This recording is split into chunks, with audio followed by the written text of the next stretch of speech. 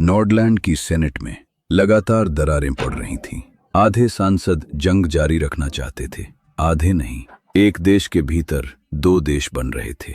वहीं मेहरिस्तान में एक बड़े धर्मगुरु रशीद ने मस्जिद के मिंबर से आवाज उठाई। उनका सवाल सीधा था, क्या ये जंग उस भगवान की मर्जी है जिसने हमें बनाया? एक रात आयतार का फोन बजा। स्क्रीन पर नाम था दारा, उनके बेटे का। 1 साल से बात नहीं हुई थी। 1 साल। दारा ने कहा, अब्बू क्या आप ठीक हैं?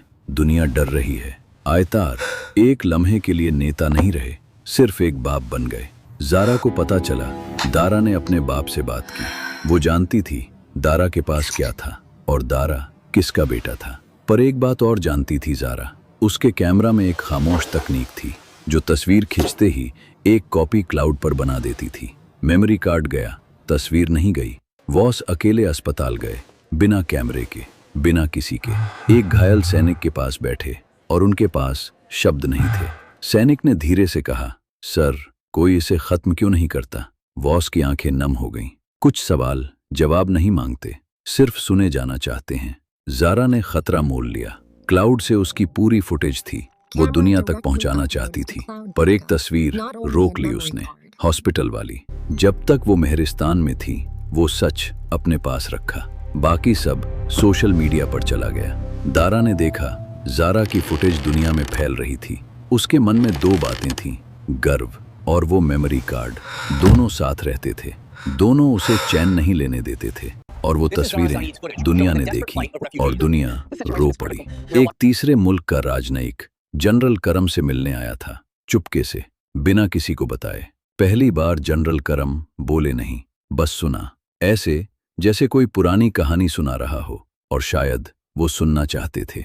वहां नॉर्डलैंड में एक मौन विरोध हुआ। रात में मोमबत्तियां जलाकर लोग जंग को रोकने की अर्ज कर रहे थे। कोई नारा नहीं, बस रोशनी। दूसरी तरफ मेहरिस्तान की दीवारें अब बोलने लगी थीं, हमारे बच्चे हथियार नहीं हैं। कर्नल रेना मारिस अकेली थी उस रात। जंग का बोझ वर्दी नहीं उठाती, इंसान उठाता है। सुबह उसे नॉर्डलैंड बॉर्डर पर जाना था, पर वो सो नहीं पा रही थी। जैसे ही रेना मारिस नॉर्डलैंड मेहरिस्तान बॉर्डर पर उतरी, वहां जनरल करम खड़े थे। एक लम्हे के लिए वक्त रुक गया, पुराना प्यार याद आ गया। रात को अकेले में मिलने की ठानी। जनरल करम के बॉर्डर क्वार्टर्स में प्यार उमड़ पड़ा। दोनों को यकीन नहीं हो रहा था, इतने सालों बाद वो मिल रहे थे। और उन सब ख्वाबों को जो इतने सालों से मन में बोकर रखे थे, उन्होंने आराम से जिया।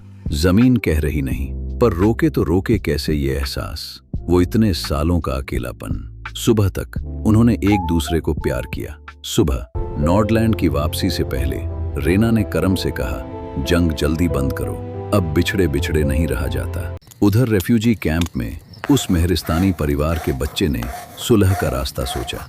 2 हाथ एक दूसरे की तरफ बढ़ते हुए।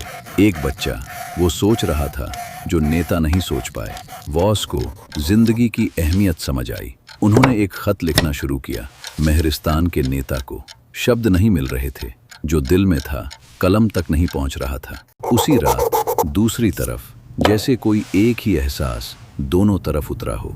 आयतार भी लिख रहे थे वॉस को। दोनों ने लिखा वो बातें जो वो कभी एक दूसरे से कह नहीं सके, और दोनों ने वो खत रख दिए, भेजे नहीं।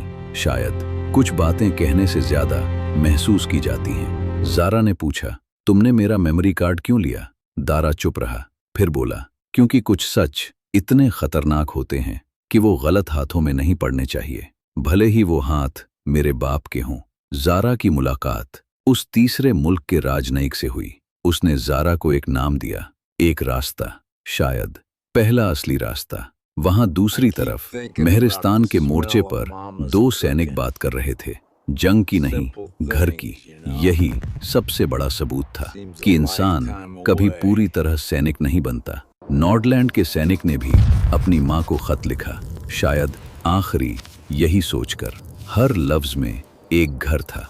रात के अंधेरे में 2 अलग आंच जल रही थी।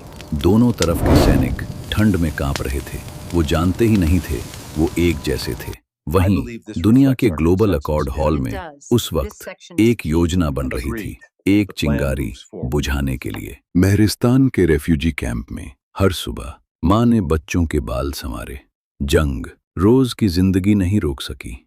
माँ का प्यार किसी की जंग से नहीं रुकता।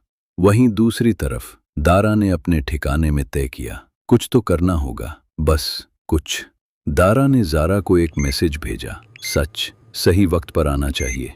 मेमोरी कार्ड ग्रैंड मुफ्ती को दिया। इसलिए जारा ने पढ़ा और पहली बार समझी। दोनों देशों में दरारें थीं, लेकिन एक उम्मीद भी थी। अगला एपिसोड एक ऐसा लम्हा लाएगा जो सब कुछ बदल देगा।